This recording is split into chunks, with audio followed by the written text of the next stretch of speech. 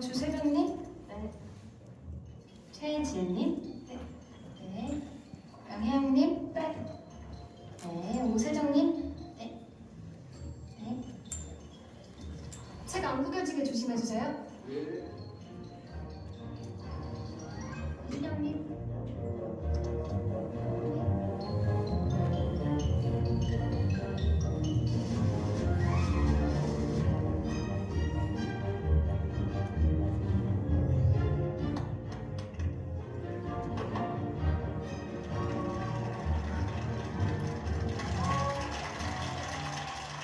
오래 기다리셨습니다. 오늘은 음어원 대화법의 13주년을 맞아 프라이빗 강연으로 진행됩니다.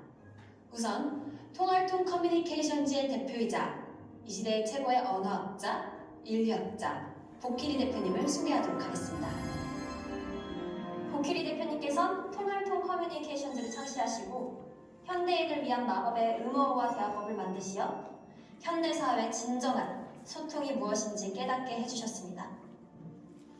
음어와 대화법은 13년 전 바로 이곳 보크리 홀에서 탄생되었습니다. 그 이후로 음어와 대화법은 유수의 기업가, 정치인, 연예인들과 예술가들에게 사랑받으며 전 세계에서 가장 영향력 있는 대화법이 되었습니다. 오늘은 프라이빗 강연으로 팬데믹 이후 처음으로 진행되는 오프라인 강연입니다. 소수의 인원에게만 허락된 익스클루시브한 강연인 만큼 녹음, 녹화, 사진 촬영은 불가하오니 꼭 유의해 주시기 바랍니다. 강연 후에는 보키리 대표님과의 북사인회가 있을 예정이고 음어와 20일 수련 프로그램을 신청하신 분들은 음어와 귀마개도 함께 증정되니 시기 끝나고 꼭 받아가시길 바랍니다. 자, 그럼 보키리 대표님을 모시겠습니다. 보키리, 보키리, 보키리, 보키리, 보키리, 보키리, 보키리, 보키리, 보키리, 보키리, 보키리. 안녕하세요, 보키리입니다.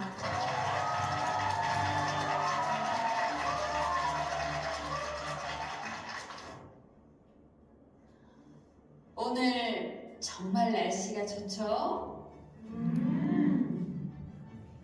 이렇게 저희 통할통 커뮤니케이션즈를 사랑해 주시고 음어오악 대화법에 공감해 주셔서 이 자리까지 오게 됐네요.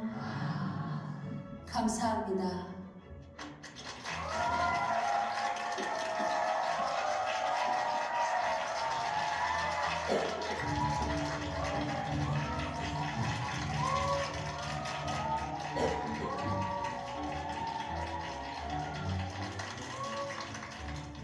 놀라운 사실, 인간은 1분 동안 225개의 단어를 말할 수 있는데 뇌가 처리할 수 있는 단어의 양은 500개가 넘는다고 합니다. 그러니까 우리가 남의 말을 들을 때 다른 생각을 하는 것은 아주 자연스러운 행위인 거죠.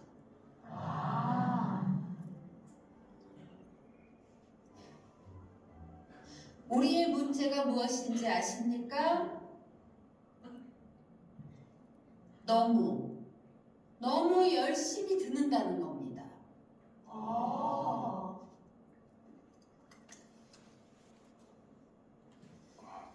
재미없는 얘기, 남의 집 얘기, 쓸데없는 얘기, 다 하는 얘기, 남녀의 얘기, 철진한 얘기, 그냥 지어낸 얘기, 말도 안 되는 얘기.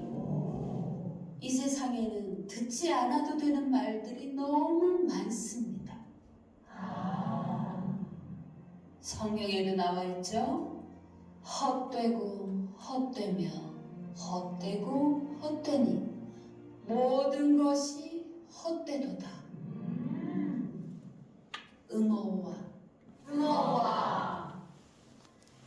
이 네 글자가 여러분들을 헛된 소리로부터 구원하고 성공으로 이끌어줄 것입니다. 음어!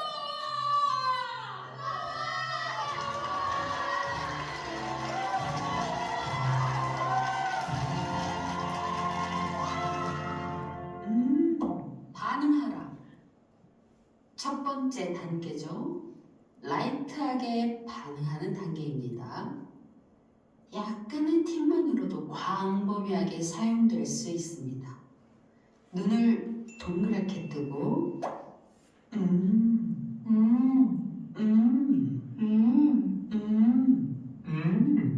굿! 이해하라. 두 번째 단계입니다. 상대방의 말을 이해하는 단계입니다. 고개를 살짝 이게 짧아지면 얼른 더 말해봐. 궁금해. 그런 느낌을 낼 수 있어서 괜찮지만 너무 길어지면 넌 그렇게 생각해? 난 아니야.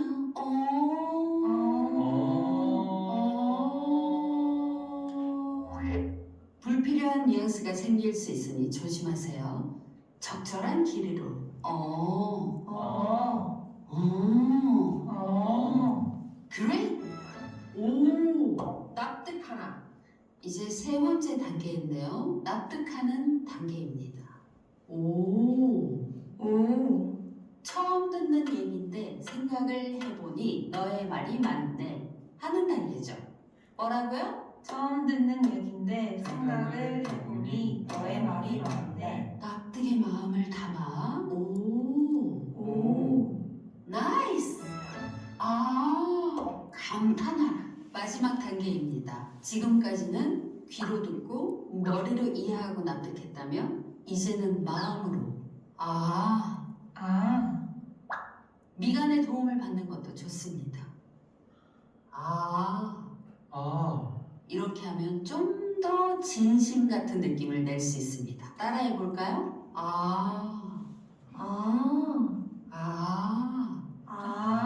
퍼펙트. 아주 훌륭합니다. 자, 그럼 실전 연습으로 가볼까요? 일상 음어와 언니, 나 이제 진짜 열심히 살아야겠다고 생각했어. 아 진짜 브이로그도 시작하고. 아니 요즘 브이로그 다 하잖아? 근데 요즘은 있잖아, 외국어로만은 안 되고 코딩을 배워야 된대. 사바 이런 거? 돈이 되니까. 회사만 다녀선 절대 큰 돈 못 버는 거 알지? 자기 사업을 해야 돼, 자기 사업을. 우리 사촌 오빠도 이번에 자기 원단 사업 시작하더니 지금 떼돈 벌잖아.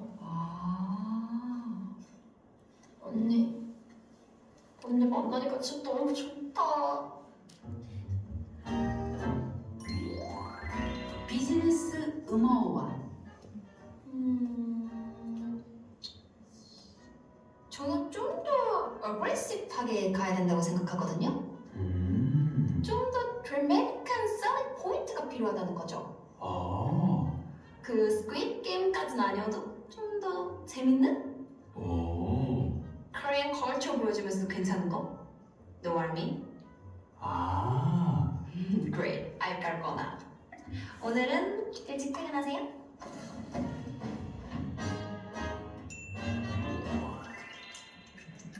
로맨틱 음어와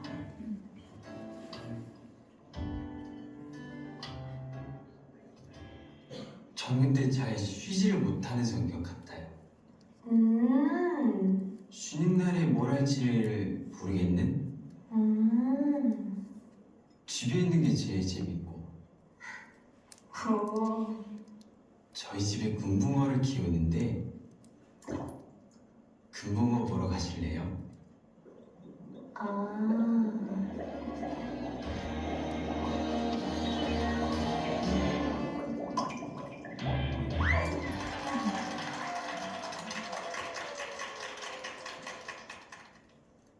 자, 우리 통할통 THT 삼총사 티나, 헨리, 터미 다시 한번 박수 주세요.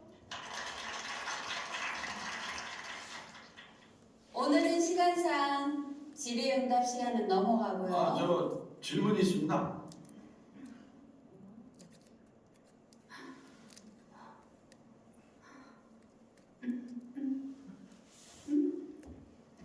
네. 안녕하세요. 저는 공창식이라고 합니다. 저기 학교 이름을 밝힐 수는 없지만 그 고등학교 교감을 하고 있는데요. 요즘 저희 학교 학생들이 하도 음어와이를 음모와입니다. 음어와 예. 그러니까 저희 학교 학생들이 하도 이거를 하니까 뭐 수업도 진행이 잘 안 되고 제가 안 그래도 이 혈압이 높은데 아주 이게 뒷골이 아파요. 뭐 같이 있어도 같이 있는 것 같지도 않고. 예, 저는 사실 오늘 들으면서 좀 놀랐습니다. 이게 진정한 소통이 아니라고 생각하거든요. 아니, 사람과 사람이 만나서 소통을 한다는 게 어떻게 네 글자로만 소통이 되겠어요? 이 진정한 소통을 하려면 많은 대화를 하고 삶을 나누고 공유하고 쉐어하고 하는 것이지. 사람인 이게 무슨 소리냐? 인간은 혼자 살 수 없다. 기대야 한다. 들어야 한다. 귀 기울이고 소통해야 한다. 그러면 이 소통이라는 게 뭐냐? 중요한 문제다 이겁니다. 인간한테는 입이 하나고 귀가 두 개잖아요. 무슨 말이겠어요? 인간은 잘 들어야 한다는 겁니다. 인간은 원래도 잘 듣고 잘 들어주고 잘 귀 기울이고 하는 것이 인간이다.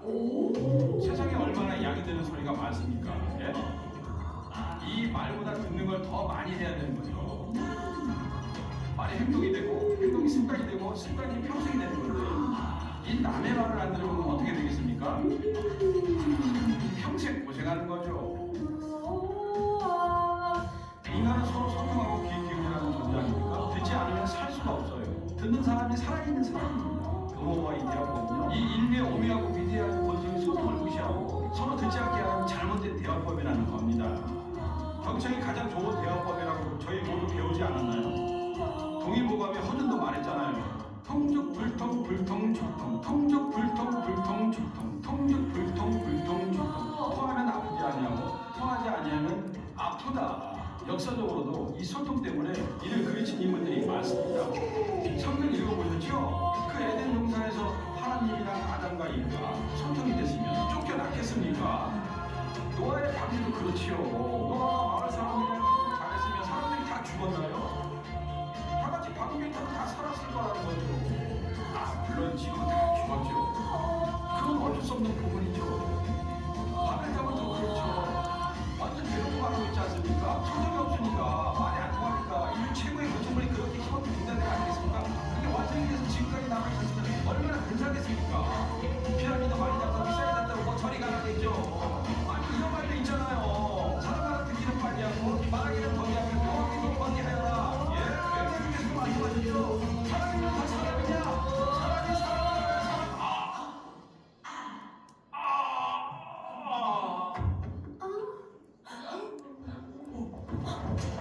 괜찮으세요?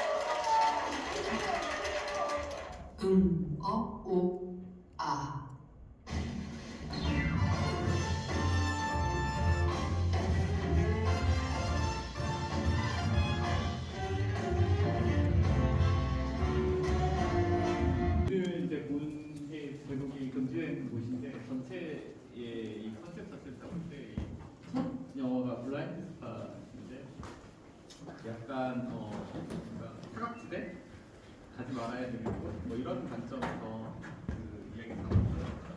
가지 말아야 될 곳이라는 의미에서 금지된 곳일 수도 있고 아니면 더 이렇게 그것을 극복한 어떤 공간일 수도 있고 이런 의미로 좀 봐봤는데 저는 나왔어요. 첫 작품에 보면은 이제 그 약간 눈에 넣는 이해는 이런 느낌이 좀 보이잖아요. 그 영화를 보면은. 근데 실제 이제 현상적으로 눈에 넣는 이이지만 서로 그 감정이 소통되는 관계를 어떻게 볼 것인가에 보면 또 그것과 다른 묘한 이중적인 게 보이고 이제 그 영화를 보면서 그런 생각이 들더라고요. 왜 그 눈에 넣는 이에는 이에서 이 눈과 눈으로 서로 그 똑같은 보상, 그러니까 똑같은 해를 입히는 과정 이게 아주 옛날에는 그 누가 그런 말을 하더라고요. 이렇게 내가 눈을 잃으면 상대방은 눈이 아니라 눈 하나 빼고 다리도 한쪽 잘라야지 만족한다고. 근데 그 사실은 눈에는 이에는 이가 엄청나게 공정한 법, 그러니까 피해자한테 양보를 원하는 법이었다고 얘기를 하더라고요. 오히려 우리가 그냥 현상적으로 생각하기에 똑같이 피해를 입혀라는데 그 관점이 보통은 그 내가 손을 다쳐서 보는 상대방은 다리를 다 잘라버린다거나 이 정도의 일들이 많이 벌어졌었고 그 일들을 그 규제하기 위해서 만들어진 법이었고 이걸 보면은 이제 그 아이가 사랑을 얻기 위해서 혹은 그 감정을 공평하게 얻기 위해서 어떤 선택을 하는가 그게 이제 또 사회적인 규약이나 법 그것들 안에서 어떤 위치 무엇을 해야 되는가 결정하는 과정 이것들이 이제 아주 극한으로 되어 있던 영화라고 생각하고 이제 지금 이제 전체적으로 영화를 보시면 우리 사회에 금지되는 혹은 뭐 가지 못하는 이런 부분의 관점에서 이야기가 만들어지긴 했는데 이제 두 분 감독님 모셨는데 일단 그 감독님 영화들 잠깐 설명해 주시고 감독님 소개 잠깐 해주시겠어요? 안녕하세요. 저는 그 펑크라코 전문 대야지 연출한 조혜정 감독이라고 합니다. 안녕하세요. 음악을 연출한 최나이라고 합니다. 반갑습니다. 이거를 좀 생각해 보시고요. 제가 첫 질문을 드려보면 그 두 영화 자체가 기획적으로 처음에 어떻게 기획이 됐을까라는 생각이 들더라고요. 그 음악화 자체도 좀 특이한 소재고 그다음에 또그 펑크라커를 다루는 그것도 어떻게 해서 저 영화가 기획이 됐고 왜 다큐 저렇게 찍게 됐나 이런 생각이 좀 들어서 그 부분을 좀 얘기해 줄 수 있나요?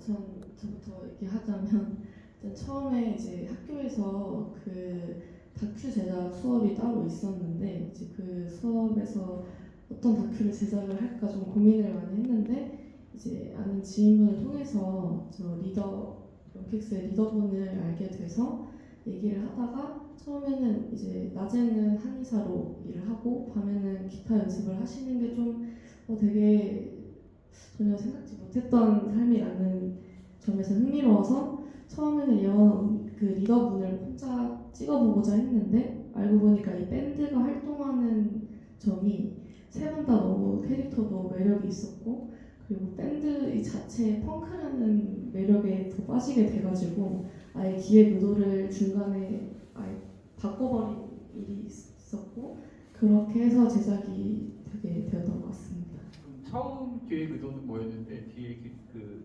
바꿨다는 부분이 뭔가요? 처음에 기획 의도는 약간 생업과 본업이라고 해서 아무래도 하고 싶은 일이 있지만 그걸로 좀 먹고 살기가 힘들 때는 아무래도 진짜 돈을 버는 일을 따로 두다 보니까 생업과 본업의 그런 경계 지점에 대해서 조금 이야기를 하고 싶었는데 그런 기획 의도였다가 이 한의사라는 일을 하면서 사람들을 이렇게 치유하기도 하지만 이런 그 음악으로도 세상을 치유하고 싶다라는 좀 더 그런 넓은 의미의 주제로 기획 의도가 바뀌었던 것 같습니다. 그 음악으로 치유하고 싶다라는 게 그 저기 지금 주인공 분의 어떤 그거였어요. 실제로 그런 부분이 있었던 거예요. 실제로 그런 사회적인 약자분들의 목소리를 대신해서 좀 제일 작은 소리를 대신해서 크게 내주자라는 그 리더분의 의도가 있었던 것 같습니다.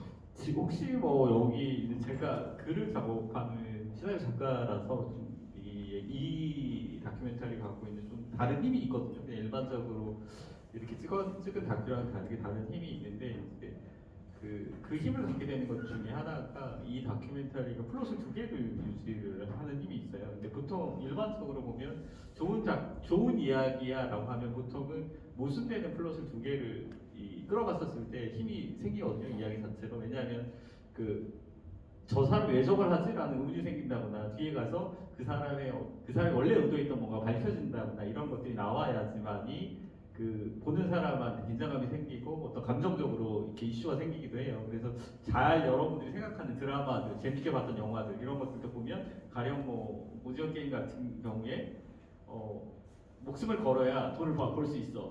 그러니까 왜 다 잃어야 가장 중요한 게 돈을 얻어서 이런 식으로 서로 모순되는 어떤 것들을 존재시키면서 이야기를 끌고 가는데 이제 지금 저 영화의 힘, 그러니까 펑크라버의 힘을 보면은 2개의 플롯이 되게 잘 조합이 돼 있어라는 생각이 들었는데 지금 그 감독님이 이제 그 얘기를 해서 그냥 바로 꺼내본 겁니다. 도중에 플롯 2개를 섞는 과정이 있었구나라는 것 때문에 지금 얘기하는 거랑 좀 맥이 같은 것 같아서 처음에 시작했을 때는 그냥 그 한 인물, 그러니까 의사이면서 펑크 락커인 사람, 그 뒤에 이제 사회적으로 큰 어떤 거를 의사인 것처럼 고치고 싶어하는 기타리스트 혹은 뭐 락커 이런 식의 2개의 플롯이 섞여가는 과정들이 뒤에 힘을 갖게 하는 요소가 분명히 있거든요. 그래서 이제 이 부분을 살짝 지금 만들어진 과정에서 그 부분이 나와서 조금 설명을 좀 드렸습니다. 네.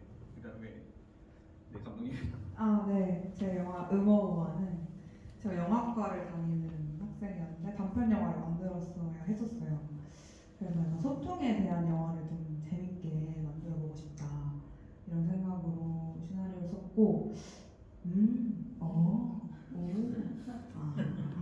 이 소리가 되게 듣기 좋다고 생각했어요. 그래서 이게 음악이 되면 어떨까? 이런 생각으로 시작을 했고 또 생각해보면 사람과 사람이 만나서 대화를 할 때 내가 네 말을 듣고 있어 라는 표시로 어떤 소리를 낸다는 게 되게 기괴하면서도 약간 사랑스럽다? 이런 생각이 들어서 좀 이렇게 만들어보게 된 영화였습니다. 네. 혹시 이제 두 분의 얘기가 대단히 다른 이야기적인 측면에서 되게 다른 영화인데 그거를 이제 약간 설명하다 보면 다큐멘터리 같은 경우에는 인물을 쭉 따라가요.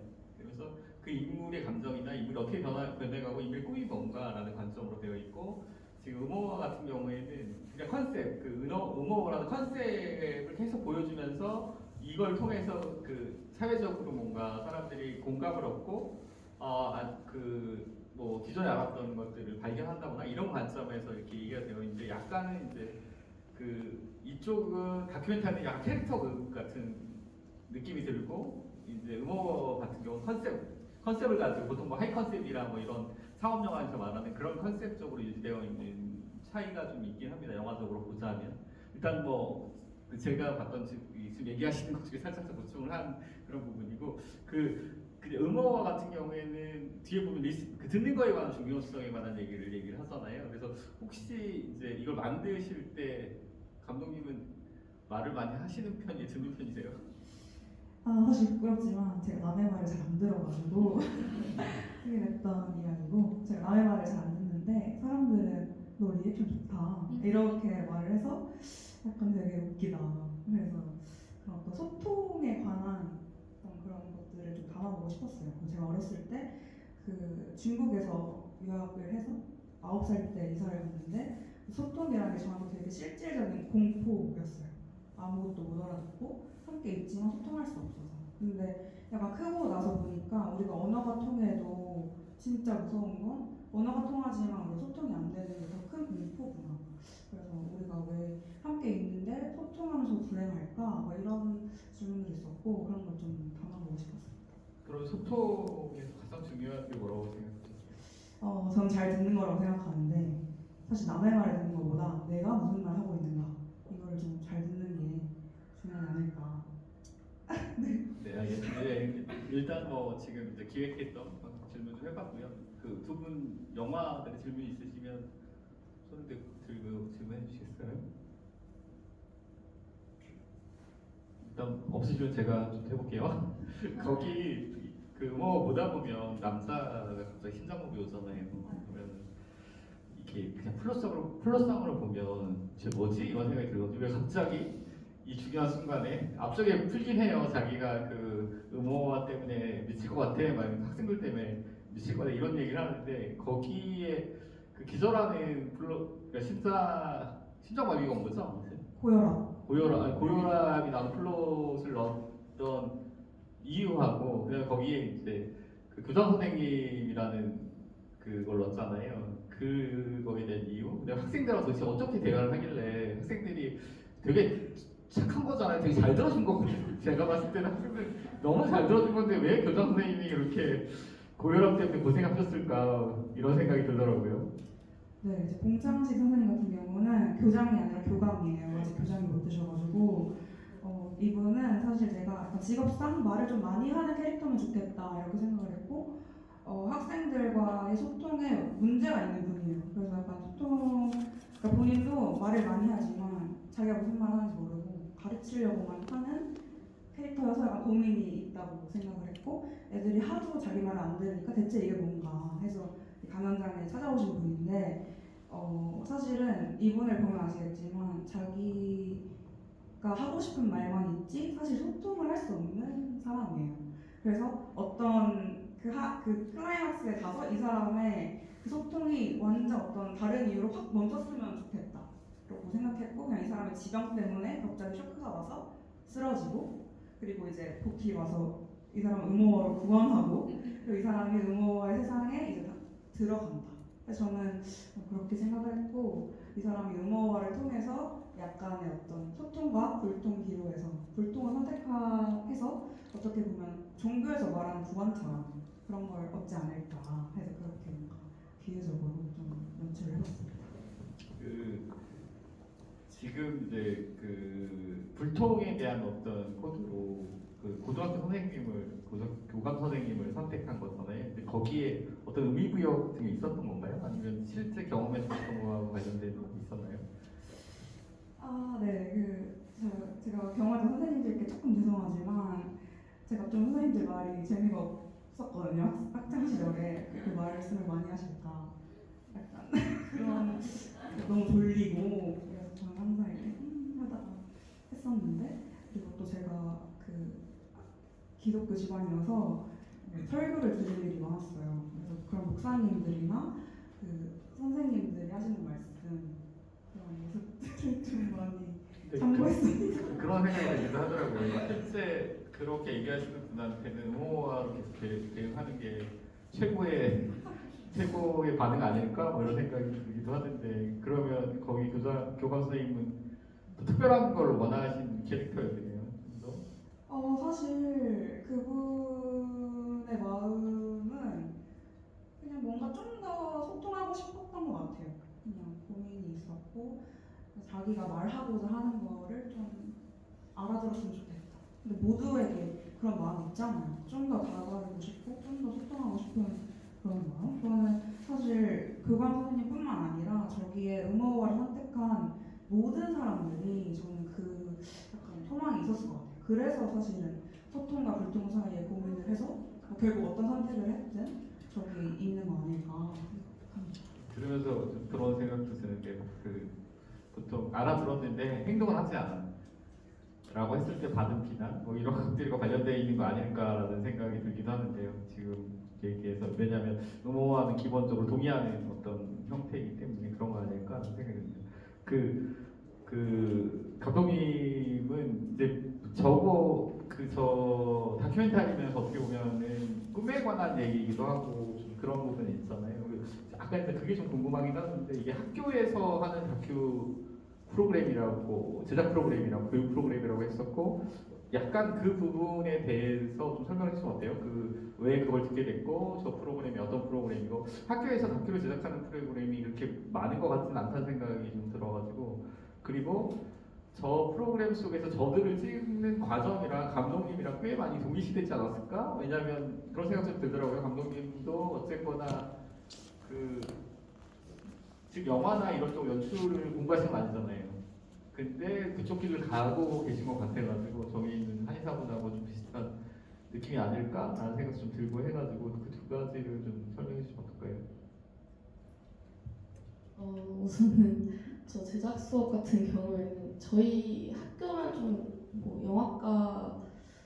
영화과가 이제 뭐 다른 학교에 여러 군데 많지만 저희 학교는 좀 유독 다큐 제작 수업이 있는 걸로 좀 특이한 수업이 있는 걸로 알고 있는데 그래서 그 수업을 이제 사실은 졸업 요건을 맞추려고 듣게 되었던 수업인데 그래서 그 다큐를 평상시에 이렇게 많이 보진 않는 스타일이라 어떤 거를 찍어야 될까 고민을 많이 했는데 아까 말했듯이 좀 되게 특이한 소재를 찾은 것 같다라고 느꼈고 얘기를 좀 많이 나눠봤는데 리더분이랑 저도 솔직히 되게 불안한 게 아무리 영화 감독이라는 꿈을 꾸고는 있지만 솔직히 말해서 이렇게 우리나라의 탑 영화 감독들 봉준호나 박찬호 이런 분들이 되지 않고서야 솔직히 먹고 살기에 이렇게 좋은 직업이다라고 하기에는 좀 배고픈 직업이라고 생각을 하는데 그래서 저도 좀 되게 내가 계속 이런 연출을 죽을 때까지 계속 할 수 있을까? 나도 뭔가 중간에 좀 돈이 급하거나 먹고 살기 위해서 좀 다른 길로도 빠지기도 하지 않을까라는 생각을 항상 불안함을 가지고 있었는데 졸업하면 뭐하지 이런 생각도 하고 근데 이제 여원 언니랑 그 리더분이랑 얘기를 하면서 자기도 그런 생각을 하긴 하지만 이미 나는 하고 싶은 게 저 락스타가 되는 거고 아까 말했듯이 락스타가 되면은 멋있게 자살을 할 생각이다라고 하실 정도로 진짜로 되고 싶은 꿈이고 하지만 그 중간에서 이제 아무래도 돈이 필요하다 보니까 생업을 일을 하지만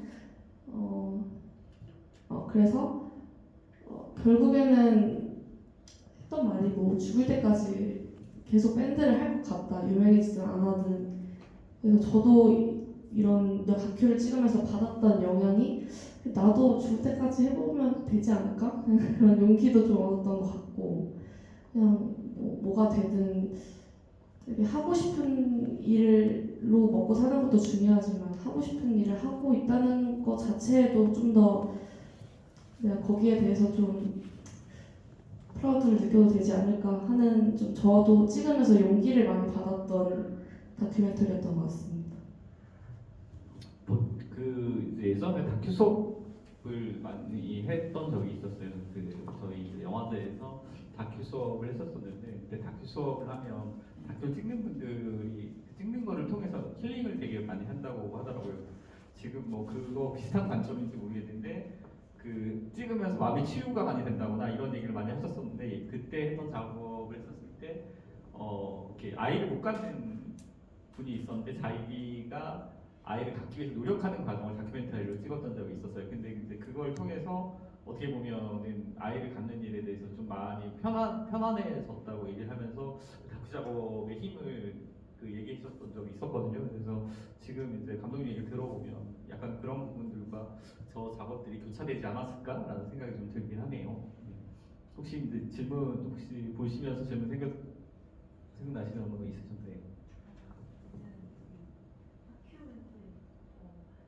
찍는데 각 감독님마다 시간이나 이런 것들이 다르잖아요.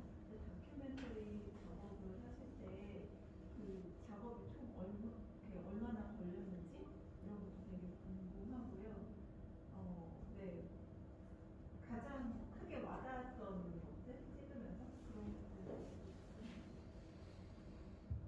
우선은 저는 일단 다큐를 제작을 시작을 한 거는 3월 작년 3월 달이었는데 이제 3월 달부터 시작을 해서 마감을 한 7월 달에 마감을 했던 걸로 기억을 하는데 일단은 처음에 아무래도 이제 자기를 찍는 영상이다 보니까 저에 대한 낯가림이 조금 있으셨던 상태였어요. 되게 이 사람이 나를 어떻게 비추려고 어떻게 의도할지도 전혀 모르고 그것도 이제 편집본을 봐야 아는 거기 때문에 아무래도 제가 계속 신뢰를 드리는 작업이 좀 중요했다 보니까 둘이서 술도 많이 마시고 얘기도 많이 하면서 다가가려는 노력을 정말 많이 했던 것 같아요.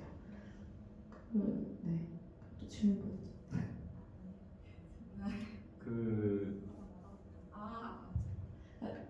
가장 와닿았던 점은 다큐에서도 나왔던 장면인데 이제 그 두 분이 이제 그 트레이드 마크인 뾰족머리를 하고 있는데 제가 실제 그 상황에 있었다 보니까 정말 좀 기분 나쁘게 손가락질하면서 비웃고 가시는 분들이 정말 많았거든요. 정말 많았는데 그중 한 장면을 담은 거긴 한데 그래서 되게 뭔가 만약에 저는 되게 이분들을 찍고 있기 때문에 되게 멋있다, 막 멋진 음악하고 누가 알아주지 않아도 막 이렇게 하는 게 정말 멋있다고 느꼈지만 정말 평생 모르려면 평생 모를 수 있는 사람들이 멀리서 봤을 때는 손가락질하고 지나갈 수도 있겠다라는 생각이 들었던 것 같아요. 그래서 그 장면이 되게 되게 뭐라 해야 되지? 이 세상 어쨌든 저는 딱 영화는 되게 관객한테 주인공을 이해시키는 거라고 생각을 하면은 다큐는 뭔가 감독이 또 뭔가 주인공을 이해하는 과정을 담은 것 같다고 생각을 해서요. 되게 그 장면을 보고 조금 처음엔 재밌네 했지만 되게 깊숙이 생각하면서 여러 가지 생각이 좀 들었던 것 같은 장면이었습니다. 그 3개월 정도 작업을 하시는 건가요, 그러면? 4개월? 네, 3, 4개월 정도. 그러면 그냥 이제 이거는 약간 제작에 관한 얘기를 지금 나왔으니까 질문을 좀 해보면 전체적으로 제작비가 어느 정도 들었는지 궁금하고요. 그다음에 저거를 찍는 과정에서 동기 형이 가장 힘들었던 부분이 있었을 것 같아요. 그리고 반대로 지금 얘기한 내용이 아니라 이 제작하는 과정에서 느꼈던 희열, 그러니까 저기 나오는 이러면 자살하도 돼, 뭐 이런 느낌의 어떤 포인트가 있지 않았을까 하는 생각이 들어서 혹시 그런 부분에 대해서 얘기해 주시나요?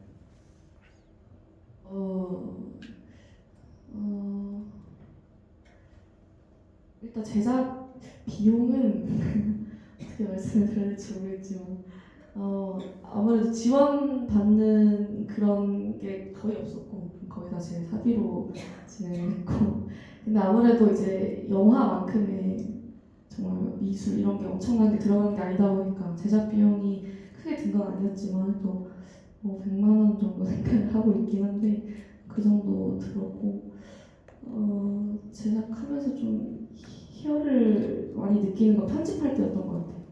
아무래도 촬영할 때는 솔직히 너무 힘들었던 게 계속 카메라를 들고 이 사람들을 팔로우를 해야 되다 보니까 좀 팔도 많이 아프고 좀 지루한 순간들도 있잖아요. 어떻게 계속 재밌는 장면만 나오진 않다 보니까 대기하는 그런 시간들이 너무 인고의 시간이 너무 길었는데 근데 편집을 하려고 이제 파일을 딱 키는 순간 뭔가 머릿속에서 어떻게 연출해야겠다라는 편집점들이 보이면서 그럴 때 희열이 좀 크게 느꼈고 또 이제 뭐 인터뷰나 사적인 대화로 저희 밴드 막 그런 일이 있었어요.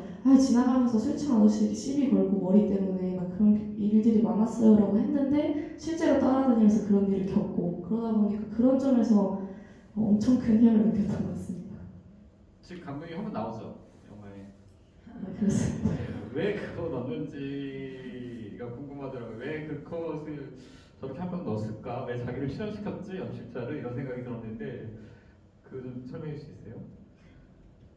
지금 엄청 크나큰 얘기는 아닌데 그냥 약간 저는 생각했던 게 이 제작 수업이 솔직히 이 다큐가 굉장히 엄청 잘 된 건 아니지만 그래도 뭔가 좀 영화제도 가고 이래서 잘 될 거라는 생각보다는 그냥 이분들이랑 나의 추억으로서 이런 영상을 만들고 이 사람들한테 다큐 찍었던 게 일적으로 느껴지는 게 아니라 진짜 추억이 되었으면 좋겠다라는 그런 관점에서 그냥 나도 뭐 출연 찍어도 되지 않을까라는 생각을 했는데 그게 이렇게까지 될 줄 몰랐습니다. 많이 지적받았어요. 왜 나왔어? 이렇게 지적 많이 받았어요? 질문을 많이 받았어요. 질문을 많이 받으셨어요. 그 음원 감독님한테 질문하면 비슷하게 제작 과정에 관한 하나만 더 몇 회 촬영했어요? 촬영을 저기 락스타는 몇 회 정도 촬영하셨어요? 몇 회 정도? 정말 기억이 지금 간 작년이라 그래도 8회차에서 10회차 정도 촬영했는데 거의 하루 종일 몇 시간 분량 정도를 편집하신 거예요? 저기 말한 중에 18분 정도의 길이었던 것 같은데 몇 시간 정도로 18분 정도 하셨던 거예요? 정말 가슴도 안 되는 거의 하루에 한 회차를 찍으면은 8시간을 찍었어가지고 그 촬영 본만 중간중간에 끄는 것까지 하면은 거의 뭐 하루 종일 같이 다녔으니까 편집할 때 좀 애를 많이 먹었던 것 같습니다. 엄청난 양을 찍어서 편집을 하는 것 같네요. 네. 그 음악 감독님한테 다시 물으면 이런 이제 그 저 영화를 보면 그 되게 스타들이 많이 나오잖아요. 사실은 단편 영화라고 보면 되게 엄청난 스타들이 많이 나오는데 그 캐스팅을 어떻게 했을까라는 궁금증이 들고 또 그 보통 이제 단편 영화를 보면 학교에서 보통 많이 찍기 때문에 공간을 저렇게 대관을 해서 찍지는 않는단 말이죠. 그래서 미술들도 되게 그 세게 한 느낌이 있고 막 해가지고 몇 회차 촬영을 했고 제작비가 얼마나 들었을까라는 생각이 들었어요. 그리고 지금 저 작품이 학생인가요? 아니면 석사 과정? 학생 작품인 거예요. 네, 그러면서 이제 지금 저기 그 K 아트라고 나오는데 이제 이게 말하자면 우리나라에서 제일 잘 나가는 영화처럼 제일 잘 나가는 대학인 건데 약간 여기 분들한테 관심 있을 수도 있고 뭐 자녀분들 관심 있을 수도 하니까 그 부분 설명도 잠깐 해주면 어떨까 이런 생각이 좀 어떻게 들어가고 거기 수업은 어떻고 제작비 그다음에 이렇게 하는 게 그 캐스팅 과정들 이런 것들도 좀. K아츠는 한국예술종합학교고요. 제가 한국예술종합학교 영상원 영화과 다닐 때 지금 졸업한 지 며칠 안 됐는데 다닐 때 만든 거고 그 김봉수 선배님 같은 경우는 제가 보통 단편 영화에서 미술 감독을 많이 했었어요. 그래서 제가 두 번째 미술 감독으로 참여했던 작품에서 만났고 그래서 그때 같이 산을 오르면서 친해진 인연으로 선배님께 제가 시나리오 썼다고 보내드리니까 재밌다 바로 하자 이렇게 해주셔서 감사하게 엄청 바쁘신데 출연을 해주셨고 사실 제가 복길이라는 캐릭터를 설정할 때 뭔가 김동준 배우님이 생각이 났었어요. 되게 너무 잘 해주시겠다 생각해서 연락을 드렸었고 제작비 같은 경우는 제가 이 영화를 찍으려고 한 1, 2년 휴학하고 좀 아르바이트를 했었고요. 말을 해도 되나요? 네, 해도 돼요. 한 1,600만 원 정도 모아서 좀 더 오빠의 도움을 받아서 좀 더 찍었고 제가 미술 감독을 자주 하니까 제 연출작은 제가 미술을 하고 싶다 이렇게 해서 뭐 저기에 나온 소품이나 의상 같은 것도 다 제가 다 직접 만들었고 책도 제가 다 디자인했고 그 의상도 보시면 이제 패턴이 있어요. 그래서 제가 응어와 이응 4개를 조합해서 꽃 패턴으로 만들어서 뭔가 그 분위기를 만들고 싶었고 이게 약간 사이비 종교와 회사의 어떤 중간 지점의 어떤 그런 집단 좀 약간 미쳤지만 좀 아름다운 그런 거를 좀 만들고 싶어가지고 미술에 좀 돈을 좀 썼습니다. 학교에서 그래도 장비나 뭐 이런 여러 가지 지원을 받은 거죠? 네, 학교 장비로 찍었고 사실 저기 공간은 저희 영화과 수업하는 공간이 대시사실이라고 크게 저희 영화 상영하는 어떻게 보면 교실이죠. 그래서 제가 제일 좀 좋아하는 공간이어서 좀 새롭게 꾸며봤습니다. 제가 뒤에 약간 1월 오공도처럼 약간 산과 해, 달 이런 것들 만들어보고 그렇게 좀 꾸며봤습니다. 뭐 지금 1,500 정도 들었다고 말씀하셨는데 보통 이제 제가 알기로 약간 세팅이 제대로 된 형태의 단편 영화 같은 경우에 3천 정도가 드는 걸로 알고 있어요. 지금 그래도 학교에서 제작비 지원을 받았기 때문에 어느 정도 제작 장비나 뭐 여러 가지 지원을 받았기 때문에 너무 커버된 거 아니에요. 그래서 감독님 우리나라는 결국 감독이 자기 돈 들여가지고 찍는 1,600보다 좀 많이 들었습니다. 그래서 그래서 거의 대부분 이제 그 제작 지원을 하는 여러 가지 그 국악 프로그램이나 아니면 뭐 지역 프로그램에 이런 것들이 참여해가지고 거기서 뭐 500, 1,000 이렇게 받아가지고 계속 찍는 경우가 많은데 지금 이제 감독님 영화도 보면은 여기도 이제 보통 인건비 자체가 이렇게 품앗이하면서 막 세이브 시키고 이런 식으로 해갖고 제작을 하는데 이제 그런 것들을 다 주고 막 이랬을 경우에는 거의 2,000, 3,000대의 제작비가 나오더라고요. 그러면 한 15분 정도를 찍어내는 거 아닌가 생각이 들고 뭐 그런 면에서 보자면 이제 그 보통 여러분들 중에 영화를 입문하고 싶어라는 게 있다면 다큐멘터리 가지고 그 입문을 해서 이렇게 사람들을 살펴보고 또 그 사람들을 통해서 이렇게 세상을 바라보는 작업들을 하는 것도 되게 좋은 작업이 아닌가라는 생각이 들더라고요. 그리고 또 요즘 같은 경우에는 그런 작업들이 유튜브나 이런 쪽으로 많이 공개도 되고 또 특별히 그런 쪽에서 그 어떤 이슈를 만들어내는 경우도 있고 해서 그런 점에 또 장점이 있지 않은가라는 생각이 들긴 합니다. 네, 또 질문 있으신가요? 네. 첫 문제 드려볼게요. 마이크 줄 수 있나요?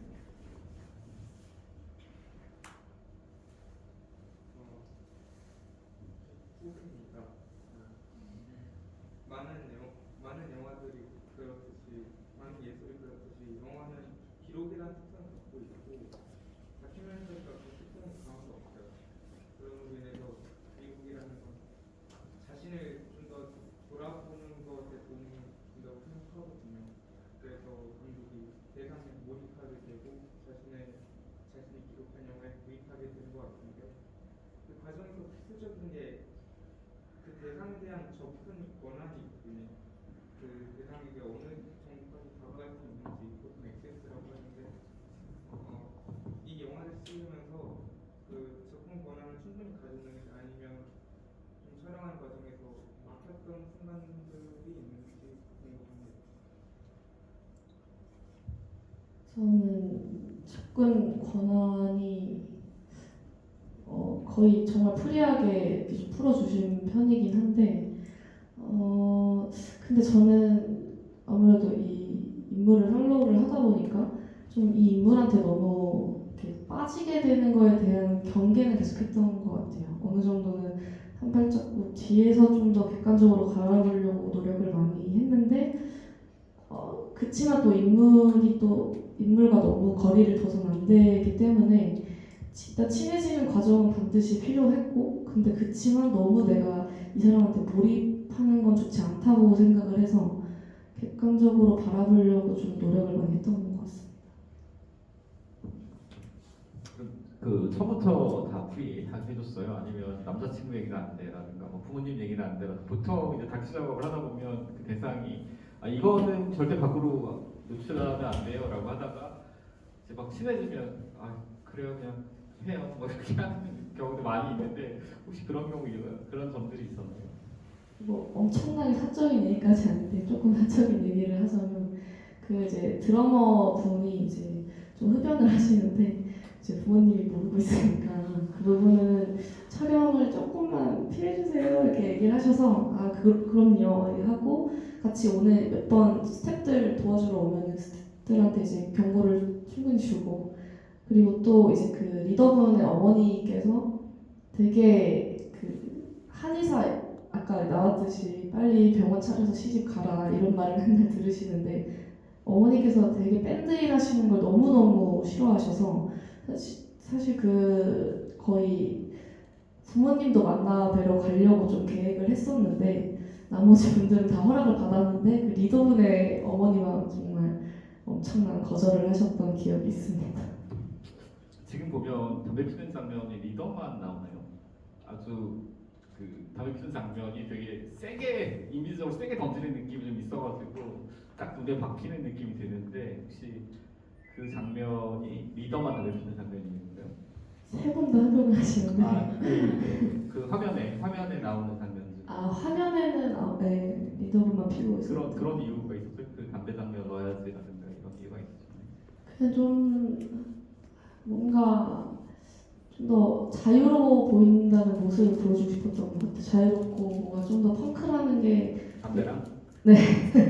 좀 반항적인 느낌도 있어서 살짝 그런 이미지를 뭐 굳이라기보다는 그냥 이런 이미지도 넣어주면 재밌겠다는 생각이 들어서 그렇습니다.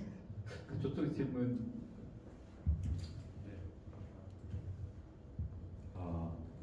네, 영화 잘 봤고 그건 그 펑크락 거기서는 진짜 그런 거에서 느꼈어요. 그분들을 모시는 상영회 겸 뭔가 콘서트 겸 뭔가 토크와 하는 그런 거 하면 뭔가 정말 찐팬이 될 수 있을 것 같은 그런 다큐였고요. 저는 감상이랄까 그 첫 번째 영화가 뭔가 좀 소통 그런 느낌이 있었고 번째 영화가 뭔가 음악 그런 게 뭔가 또 연결이 되는 것 같아가지고 첫 번째 영화에서 여기에 음모가 필요한 게 아닌가 그런 생각이 들었거든요. 그 마일로라는 이 아이와 뭐가 이렇게 전혀 뭔가 되지 않는 그런 거여서 네 번째 음모를 보면서 그 생각이 들었어요. 네. 그래서 뭔가 또 감독님들의 앞영화와의 연결 지점 그런 감상이 궁금하기도 하고 그렇습니다. 어느 분한테 질문이가 두 감독님들이 지금 저 영화 자체에서 감독님 영화와 연결되어 있는 어떤 관점들에 대한 궁금증 이런 거죠 질문이. 뭐 답변을 원하는 아니지만 감상이 있으시다면 네, 감상이 있으시다면 서로 감상을 잠깐 해주시면 어때요? 저는 일단 두 번째 최애나 감독님 영화 너무 재밌게 봤는데 저는 오히려 뭔가 그 저의 영화에서 음모화가 많이 없었다고 생각했던 부분은 이제 그 밴드랑 이제 밴드를 바라보는 시선에 대해서 음모화가 좀 더 없지 않았나 라는 생각이 들었고 저 또한 저도 처음에는 이 밴드를 바라볼 때 약간 신기하긴 한데 뭐지? 약간 어떤 얘기를 하고 싶지? 약간 이해하는 게 좀 부족했더라면 계속 촬영을 하면서 음모화 할 수 있었다는 그런 영화였던 것 같습니다.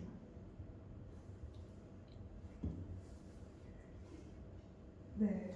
네, 감독님이 본 그러면 저는 사실 금천 패션 영화제에서 함께 상영을 했던 적이 있어서 그 감독님 영화 되게 재밌게 봤고 저는 또 영화 그때 GV 때는 여기 출연해주신 락스타 분들께서 실제로 오셨었어요. 그래서 되게 저도 되게 감명 깊게 봤고 너무 멋있더라고요. 그래서 그리고 그 다큐의 느낌이 너무 좋아서 그리고 감독님의 시선이 잘 담겨져 있어가지고 재밌고 좋아하는 작품 함께 여기서도 상영을 할 수 있어서 너무 좋았어요.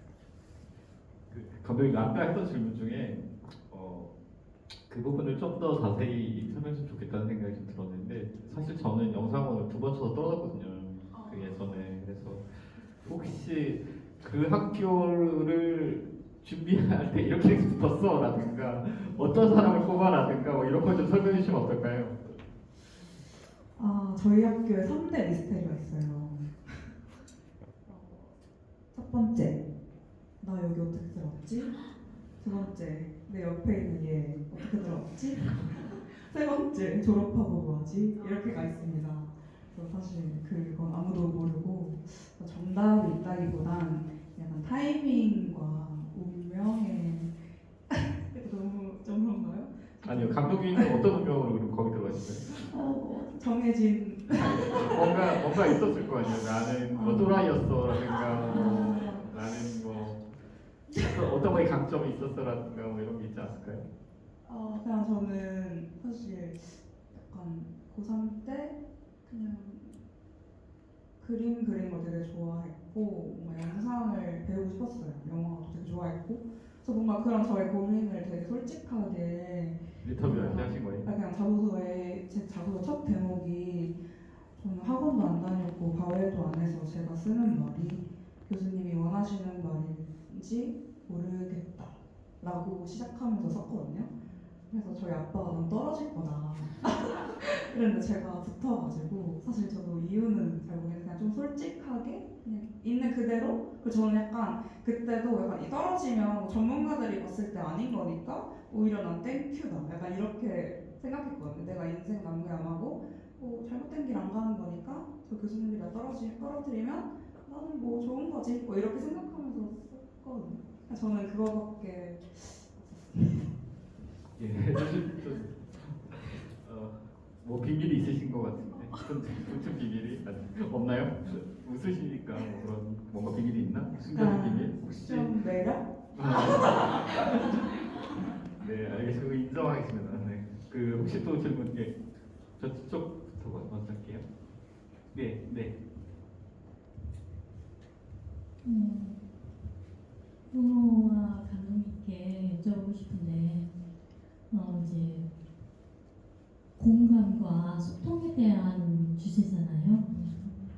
넘어가고 싶지만 넘어갈 수 없는 것들, 그리고 넘어가려는 노력에 관한 영화인데 저는 저희 자녀들과 소통이 잘 안 되는 것 같아요. 저희 자녀들은 저를 이해하려고 노력하지 않는 것 같아요. 그래서 이제 저희 부모님들이 했던 얘기, 너도 내 나이 돼봐라, 뭐 너도 시집 가봐라, 너도 애 낳아봐라, 막 이런 소리가 공감을 못하고 이해를 안 하기 때문에 근데 특히 또 요즘 젊은 세대들은 부모님이 뭐라고 하면은 딱 단절되는 그런 느낌이 많더라고요. 그래서 감독님은 부모님과 어머님과 공감과 소통을 얼마나 하고 계신지, 또 어떻게 노력하고 노력은 하고 계시는지 그게 궁금하네요. 네, 되게 처음 받아보는 질문이어가지고 되게 중요한 질문인 것 같아요. 네, 저희 부모님과의 소통, 저는 그래도 저희 집안이 되게 말이 많은 집안이어가지고 듣지 않는.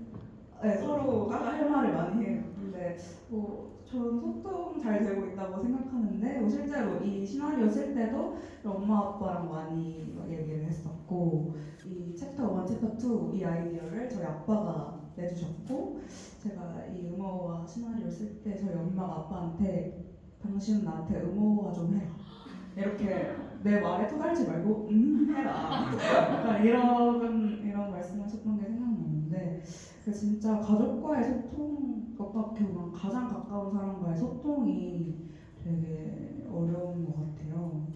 그래서 저는 약간 제가 소통에 대해서 그래도 좀 오래 고민을 해봤는데, 저는 좀 슬프지만 이 세상에 완벽한 소통이란 건 없다고 생각해요. 근데 소통 자체보다는 소통하고자 하는 그 마음이 있는가? 그걸 우리가 포기하지 않는 게 저는 제일 중요하다고 생각하고, 저희가 어떤 관계나 어떤 순간에서 불통과 소통 사이에 뭔가 꼭 선택해야 하는 순간들 있잖아요. 그때 그래도 힘들어도 소통을 선택하고, 내가 좀 구차하지만, 내가 좀 약간 찌질해 보이지만 그래도 소통을 포기하지 않는 그런 상태를 좀 유지하는 게 저는 좀 좋지 않을까. 그래서 그런 거.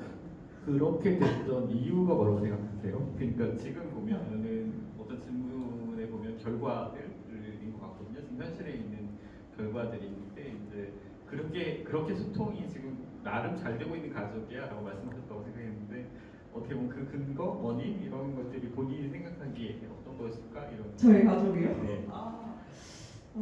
저희 가족은 그냥 말하는 걸 포기하지 않는 것 같아요. 끝까지 말하고, 그래도 내 말을 좀 알아들어도 못 알아들어도 끝까지 말한다. 저희 집안이 좀 약간 왜 그렇게 생각했어요? 네, 모르겠는데 저희 집이 그래도 좀 말이 많은 편이긴 하더라고요. 만나면 한 새벽까지 말하고 그런 게 있어요. 집안을 쭉 살펴봐서 그 원인을 말씀하실 수 있어요. 그냥 TV가 없어라든가, 갔을 때 아니면 밥을 항상 같이 먹어. 근데 말을 안 하면 뭐 남은 음식을 다 먹어야 돼 말하든가. 근데 이거는 저 어렸을 때 중국에서 살았다고 했잖아. 7년 동안 중국에 살았는데 거기는 이제 저희 가족 이외에 다른 사람들과 소통하기가 좀 어려워가지고 저희끼리의 뭔가 좀 생긴 것 같아요. 친구를 안 만들어야겠네요. 그런 건 아니고 그냥 뭔가 어떤 그 가족만의 틀이 좀 그 다른 환경에서보다는 좀 명확하게 생긴 게 아닌가. 가족 얘기를 해가지고 되게 네, 그렇습니다. 사실은 이렇게 이제 소규모로 이루어지는 이야기, 이렇게 이 말을 나누는 게 어찌 보면 지금 얘기한 소통이랑 되게 관계가 있는 것 중에 하나가 아닌가 싶더라고요. 왜냐하면 그 다른 세대들 혹은 다른 환경에 있는 사람들이 서로 얘기하고 이야기를 듣고 하는 과정들이 사실은 그렇게 많지가 않기 때문에 그런 부분들이 이런 곳에서 일어나는 작업 아닌가, 지금 뭐 다양성 영화제가 갖고 있는 어떤 목적이 아닌가라는 생각이 들기도 하고요. 또 아까 이제 뒤에서 이렇게 보는데 앞에 자막이 안 보이잖아요. 근데 그런 생각이 나더라고요. 제가 아주 어렸을 때 그 여름이 되면 시장에 이렇게 천막을 치고 영화를 상영하는 것들이 있었어요. 그럼 그때 이소룡 영화 막 상영하고 이랬었는데 성룡 영화 넣으면 앞에 자막이 안 보여가지고 어떻게든지 막 그 자막을 보려고 막 하는데 뭐 그런 생각이 여기 보면서 그래서 어렸을 때 이렇게 모여서 영화를 봤었는데 지금은 다 계단식으로 영화를 보지 뭐 이런 생각이 좀 들기는 했었거든요. 근데 이제 아까 그 질문을 이 펑크라프 감독님한테도 해보면 어떨까 싶은 생각이 좀 들긴 했거든요. 왜냐하면 지금 하신 질문이 우리나라 모든 가족이 갖고 있는 그 되게 중요한 포인트 중에 하나 아닌가? 어떻게 소통해야 되는가 가족이랑. 그렇기 때문에 혹시 감독님 영화도 뭐 소통에 관한 영화라고 보면 볼 수 있기 때문에 저 만들어가는 과정에서 가족과의 소통 혹은 현재 그 소통이 어떻게 되고 있는지 나는 부모님이랑 말 안 해요 이럴 수도 있고 뭐 이렇지만 아무튼 그 얘기를 좀 해주시면 어떨까 싶네요. 진짜 이 질문을 받아볼 생각도 못한 질문인데 저는 이제 일단 항상 저희 지금 자취를 하고 있어서 본가에 이제 자주 못 갈 때 이제 전화를 좀 자주 하시는데 항상 이제 전화벨이 울리고 받기 한 직전에 그 생각을 하죠. 아 절대 오늘은 짜증내지 말자. 근데 받고 또 그러고 있더라고요. 그래서 되게 하면 됐었는데. 네 그냥 좀 얼굴 보이는 것도 아닌데 그냥 좀 어마어마할 걸 생각했는데 그래서 좀 곰곰이 생각을 많이 해봤던 것 같아요. 왜 이렇게 자꾸 내가 뭔가 별것도 아닌 사소한 걸 자꾸 투덜거리고 짜증내지? 라는 생각을 좀 곰곰이 한 적이 있었는데 뭔가 내가 부모님한테 보여주고 있는 내 모습이 내가 마음에 안 들어서 그런가? 라는 좀 생각이 들었어요. 지금 내 모습이 좀 부모님한테 보여주기가 좀 좋은 모습이 아니라 생각해서 좀 투정도 부리고 하나? 라는 생각이 들었던 것 같습니다. 사이는 너무 좋습니다. 네. 자 그러면 저 질문. 나의 감독님께 여쭤보고 싶은 게 있는데요. 이 영화에서 사이비라는 컨셉을 왜 어떻게 해서 가져오시게 된 건지 궁금합니다. 왜냐하면 감독님이 생각하시는 소통에서의 가장 중요한 요소는 듣기. 이 듣기에 있어서 최고의 적극적인 방법은 리액션이라고 생각하거든요. 감독님만의 생각이 묻어나온 영화라고 생각하는데 어쩌면 그로테스크한 사이비라는 컨셉을 어떻게 해서 가져오시게 됐는지 궁금합니다. 우선 영화 잘 봐주셔서 감사하고요. 이 사이비 이 통할통 커뮤니케이션즈 이 컨셉을 사실은 제가 이 영화를 찍기 위해서 돈을 벌어야 되니까 제가 이런저런 촬영을 많이 다녔어요. 그래서 명상 강의 이런 것도 찍어보고 하면서 되게 생각보다 되게 신기한 회사들이 많더라고요. 그래서 이런 대화법을 파는 회사라고 생각을 했고 이 통할통 커뮤니케이션은 종교와 회사의 어떤 중간 지점에 있는 어떤 집단이라고 생각을 했어요. 그리고 저희 집이 또 기독교 집안이어서 교회에서 봤던 어떤 그런 풍경들을 좀 많이 가져오기도 했고 제가 이 컨셉을 가지게 된 이유는 제가 생각했을 때 불통을 선택한 사람들은 어떨까? 불행할까? 생각했을 때 행복할 수도? 이렇게 생각이 들더라고요. 왜냐면 그들은 듣지 않아도 되고 그 듣지 않으면서 오는 어떤 되게 해방감이 있을 거라고 생각했어요. 그게 좀 기괴하지만 어떻게 보면 우리가 다른 사람의 말에 되게 많이 영향을 받고 그것 때문에 괴롭잖아요. 그래서 그거에서 그게 사라진 사람들은 어떻게 보면 구원 같은 걸 얻었을 수도 있겠다. 그래서 그거를 좀 비유적으로 어떤 종교의 구원의 모습으로 좀 하고 싶었고 그래서 이 사람들이 보키리 대표를 어떻게 보면 교주처럼 좀 떠받드는 그래서 거기 통할통 삼총사가 나오는데 제가 영화에 보여주지는 않았지만 이들은 사실 어렸을 때 그 보키리 대표가 미국 유학 시절에 그 미국에서 버려진 아시아인 애들을 데려다가 이제 입양한 컨셉이었거든요. 그래서 그들에게 보키리 교주는 뭐 엄마이기도 하고 스승이기도 하고 회사의 대표이기도 한 거죠. 그래서 되게 어떤 종교의 코드를 좀 많이 갖고 왔어요. 그래서 약간 교회에서 그렇게 성가대들이 이렇게 찬양하시는 모습을 좀 많이 갖고 오기도 했고 제가 어렸을 때 중국에 살았었는데 저희 집 이렇게 아파트에서 보면 그 앞에 북한 그 음식점이 있었어요. 평양관이라고. 아침에 보면 북한 그 종업원들께서 동포 여러분 반갑습니다 이렇게 맨날 춤을 추셨거든요. 그래서 그 안무를 제가 또 몇 개 갖고 오기도 했고 그래서 뭔가 사이비나 인사감 회사 그런 거를 좀 이렇게 연출적으로 좀 많이 숨겨놨습니다. 봐주셔서 감사해요. 왜 복길일까라는 생각을 좀 했었거든요. 그래서 그거 좀 궁금하고 그 다음에 지금 두 가지 질문 더 할게요. 복길이 그 다음에 주인공에 대한 고민을 많이 했을 것 같다는 생각이 드는 거예요. 왜냐하면 지금 주인공이 이야기적으로 보자면 아크가 존재하지 않거든요. 제가 보면 근데 이야기를 만드는 사람들한테 주인공이 아크를 만드는 게 되게 중요하잖아요. 근데 그거에 대해서 고민을 했을까라는 생각이 좀 들었고 이제 또 하나 뒤에 사이비 종교 관한 얘기를 방금 했었을 때 전체적으로 보자면 소통에 관한 얘기를 하지만 소통을 가장 하지 않는 사이비 종교에 관한 이거의 컨셉을 얘기로 가져왔다라는 부분이 좀 대단히 아이러니하긴 한데 조금 전에 얘기했던 그 종교에 관한 부분이 그것도 되게 훌륭한 거야라든가 이런 관점이 있는지 좀 궁금해요. 왜냐하면 행복하다면 사유비 뭐 어때?라는 관점이 있을 수도 있지 않나? 라는 생각이 들었고 이제 그게 그런 관점 3개 질문입니다. 첫 번째가 복길이. 복길이 같은 경우 사실 이 복희가 본명이고요. 약간 유학생이셔가지고 언어학을 배우러 가셨을 때 복희 리 이렇게 영문 이름으로 좀 있어 보이는 어떤 활동명으로 제가 나름 생각을 했었던 거고 두 번째가 럭키라고 관계가 있나요? 럭키요? 아니요 복희 그냥 복희예요. 저희 예전에 학교 다닐 때 영어 선생님 이름이 우복희 선생님이 계셨는데 참 이름이 되게 복희 귀엽잖아요. 그래서 생각을 했었습니다. 두 번째는 종교 사이비 그걸 어떻게 하시죠? 뭐라고 하시죠? 사이비 종교에 대해서 지금 사이비라 해도 행복하다면 감명이 받죠? 네, 뭐 그거를 제가 이들 행복하니까 여러분도 불통하세요라는 말은 아니었고 어떻게 보면 과장법의 그런 걸 가져왔었던 거고 불통을 선택한 사람들을 보면서 약간 내가 지금 이 소통의 여정에 어디쯤 와 있는가 내 소통은 어떤 상태인가 만 볼 수 있어도 저는 제 영화가 그래도 다가갔다고 생각하거든요. 저는 소통에 어떤 정답이 없다고 생각하는 사람이어서 그냥 질문을 던지고 싶었습니다. 주인공 아크에 관한 고민.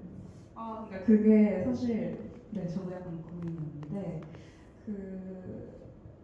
주인공보다는 음어오화가 저는 좀 더 앞으로 간 영화긴 해요. 그래서 왜냐면 모두가 자기 소통에 있어서는 주인공이기 때문에 나를 대입해서 볼 수도 있겠고 혹은 내가 소통했던 누군가를 대입해서 볼 수도 있겠고 그거는 다양하게 읽힐 수 있는 지점이라고 생각합니다. 또 질문 하나 정도 더 받을 수 있을 것 같은데. 네. 보통 이야기를 만들 때 그 이야기의 주인공이 올라갔다 내려오는 과정이 있다는 거죠. 그러니까 그 이야기를 만들 때 보통 드라마나 보면 이렇게 좋은 상태로 가다 나쁜 상태로 떨어지는 과정들이 있잖아요. 가령 뭐 지금 다큐멘터리 같은 경우에는 이 인물이 한의사였어라는 게 밝혀지면서 아크가 생긴다는 거예요. 우리가 봤었을 때 그냥 락커인 줄 알았는데 아주 말았어요. 락커를 생각하면 우리 이렇게 생각하잖아요. 그냥 쟤는 공부도 못하고 미친 뭐였어? 라고 생각하면서 그냥 한번 줘서 달리는 애였겠지? 라고 생각하는데 나중에 한의사야 라고 하는 순간 이제 이렇게 인물 아크가 생기면서 우리가 인물을 바라보는 관점이 확 바뀌는 뭐 그런 부분일 수도 있고 이제 지금 저기 얘기했었을 때는 만약에 저게 좀 장편 영화야 그러면 이 주인공 자체가 음모를 보는 관점에서 내게 잘못됐는데 라든가 이렇게 처음에 봤던 관점이랑 바뀌는 관점들이 존재한다는 거예요. 그러면서 이렇게 밑으로 떨어지거나 올라가는 과정 그래서 이런 인물 감정선이 이렇게 대꼬복고라고 얘기했는데 청문회로 뭐 이런 것들이 생기는 그런 걸 말하는 겁니다. 네. 질문 주세요. 네, 영화 너무 재밌게 잘 봤습니다. 저 음워의 영화 보면서 음워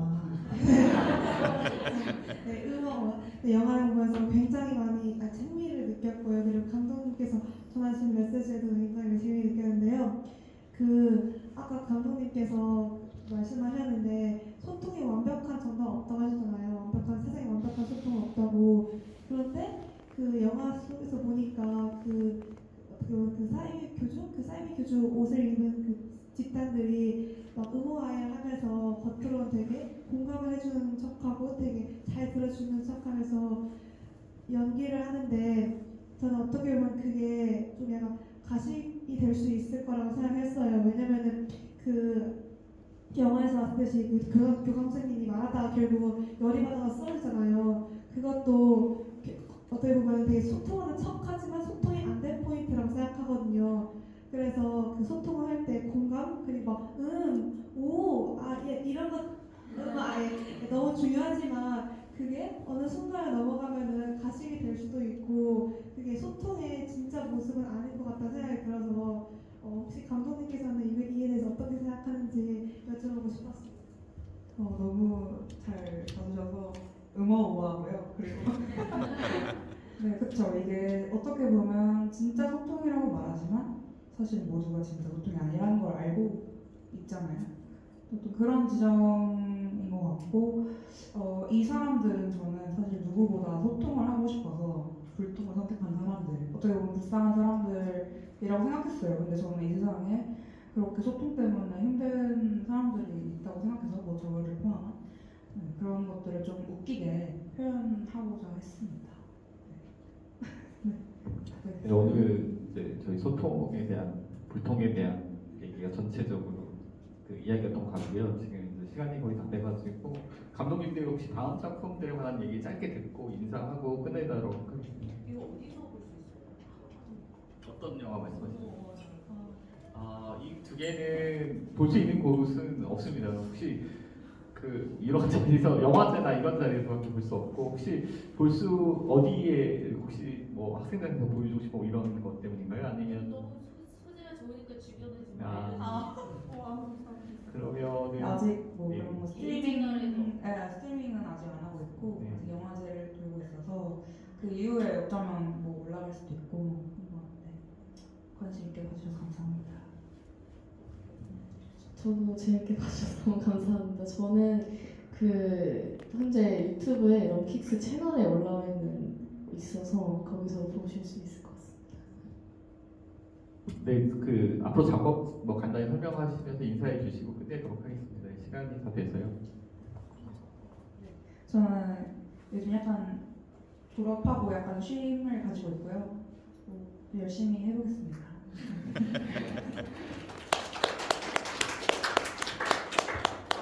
저는 지금 이제 런킥스랑 초록불꽃 소년단이라는 이제 남자 펑크 밴드를 같이 지금 장편 다큐멘터리를 제작을 하고 있어서 아무래도 이번에는 좀 다큐 촬영 시간이 거의 뭐 1년 이상 될 것 같은데 노력하겠습니다.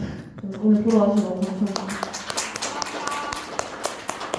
정말 오늘 많이 와주시고 질문 많이 던져주셔서 감사하고요. 이런 시간들이 앞으로 계속 더 많이 있었으면 하면서 이 자리 끝내겠습니다. 와주셔서 감사합니다. 감사합니다.